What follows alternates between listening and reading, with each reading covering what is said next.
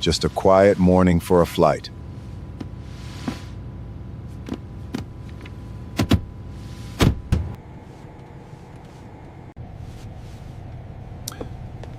Time to get some work done. Let's see what the morning holds.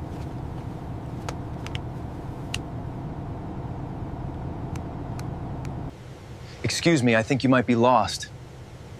I'm exactly where I'm supposed to be. This is first class. I don't think you understand the distinction. I understand it perfectly. People like you don't belong here. It ruins the atmosphere. People like me? Is that so? I'm saying this cabin is for those who earn their place. You should be in the back. I've earned my place more than you could imagine. You're delusional.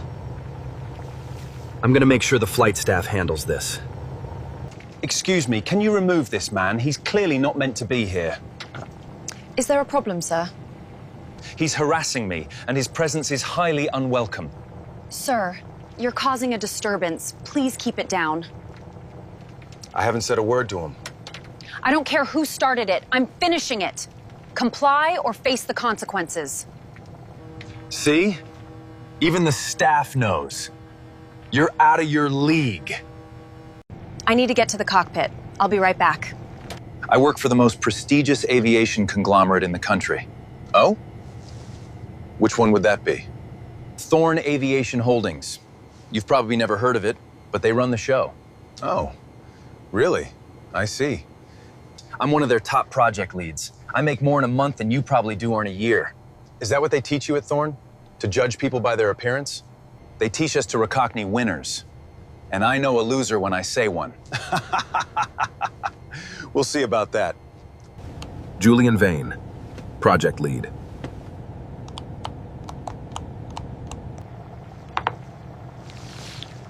So this is who my company hires. Arrogance and incompetence. That's a bad combination. Time to make a change and protect the dignity of my company. Excuse me. I believe we need to have a conversation. Look, I told you to keep it down. And I am telling you that you are making a mistake. What are you talking about? Do you know who owns this flight? It doesn't matter who you are. It matters because I own the parent company that employs you. You must be joking. You'll soon learn the hard way. I'm yet to experience how powerless you are. Yes, this is who you called. I need a termination order processed immediately.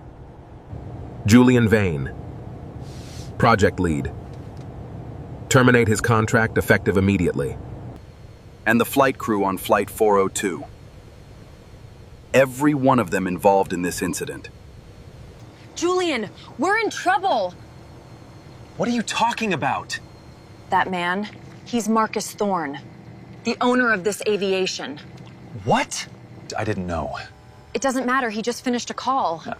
We have to apologize. It's too late for that.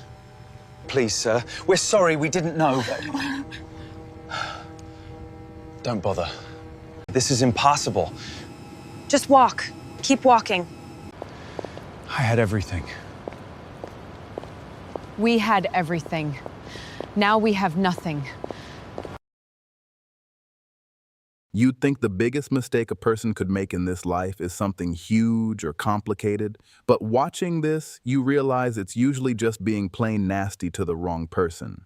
People act like they can size up someone's worth just by looking at them, and it usually blows up in their face. Julian Vane was so sure of himself, so loud about who he thought he was, that he couldn't see the ground shifting right under his feet. When he started barking at Marcus Thorne in that first-class cabin, it wasn't about anything real. It was just pure, ugly arrogance. He saw a man he didn't think belonged in a fancy seat, and he decided to make it his problem.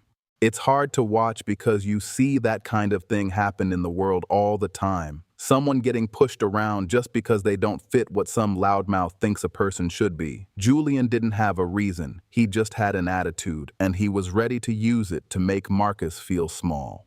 What really got me, though, was seeing that flight attendant jump in to back him up.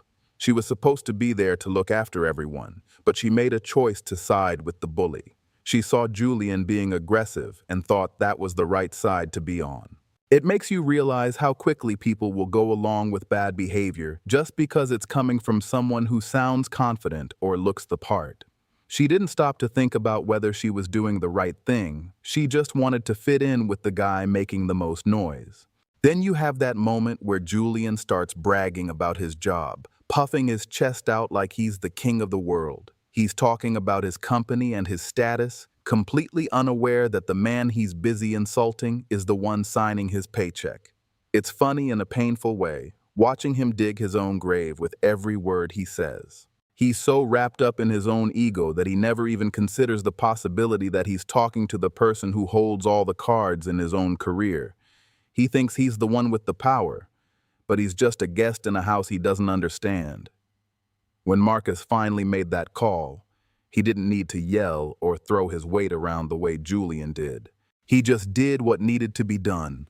All that bravado and that sense of being better than someone else just vanished the second they found out they're looking at the owner of the company they work for.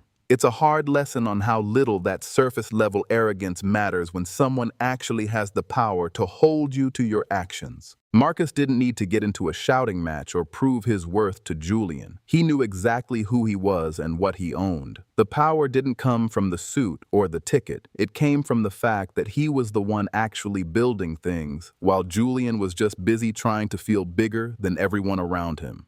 That's the thing about real power. It doesn't feel the need to announce itself. It just waits for the right time to show you that your choices have consequences. By the time they were getting walked off that plane, you could see the weight of what they'd lost. It wasn't just a flight they were missing. It was the whole house of cards they'd built around their own importance.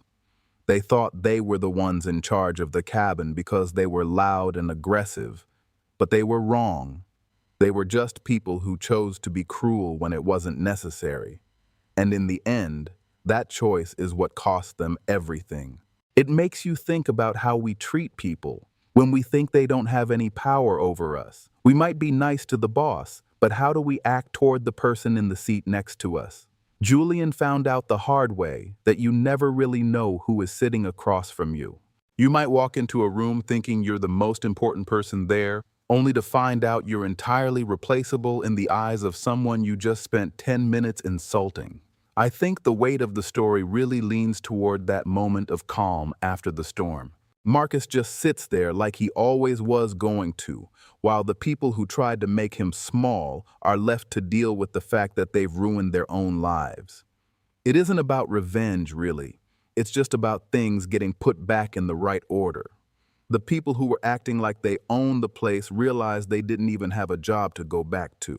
It's a strange feeling, seeing that kind of justice happen so quickly. Most of the time, you don't get to see the person who acts that way get what's coming to them. You don't get to see them realize they made a mistake that they can't fix. Usually, people just get away with being mean. But in this case, it was clear that the arrogance was a trap.